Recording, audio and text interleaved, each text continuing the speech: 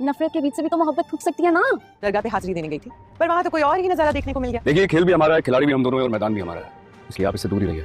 दरगाह गए थे फजर पढ़ने और ये देख लो असर के वक्त वापस आए हैं। नौकरी पर इनसे कुछ कब 10 साल पहले जब मैं इस झूले पे बैठी थी। कबीर और रिया जब दरगाह पर मिलेंगे तो वहाँ कबीर की भाभी इन दोनों को बात करते हुए देख लेंगी और घर जाकर वो कबीर की अम्मी को ये सारी बात बता देंगी।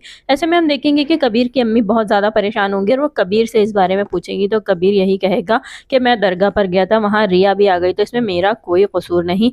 दूसरी जानिब हम देखेंगे कि वो अपनी भाभी से यही कहता हुआ नजर आएगा कि ये खेल भी हमारा और खिलाड़ी भी हमें, आपको इसके बीच में बोलने की ज़रूरत नहीं। तो ऐसे में इसकी भाभी उसे यही तनबीह करती हुई नजर आएंगी कि कहीं ऐसा ना हो कि इस खेल में तुम लोगों का तमाशा ही बन जाए। आने वाली एपिसोड में हम देखेंगे कि कबीर रिया से मिलकर बहुत ज़्यादा खुश होगा क्योंकि उसे ये बात समझ आ जाएगी कि रिया भी उसे पसंद करती है। दूसरी जानिब हम देखेंगे कि रिया की दोस्त भी रिया को यही समझाएगी कि नफरत के बीच से भी मोहब्बत फूट सकती है। तो ऐसे में रिया भी ये सोचने पर मजबूर हो जाएगी और रिया भी कबीर से मिलने के बाद बहुत ज़्यादा खुश होगी और अपनी आपा से बड़ी खुशी खुशी बात करेगी। तो यहाँ आपा को रिया पर एक बार फिर से शक होगा तो उसे गुस्सा आएगा और यही कहेगी कि तौबा है, यहाँ पर तो कोई किसी को खुश भी होने नहीं दे सकता।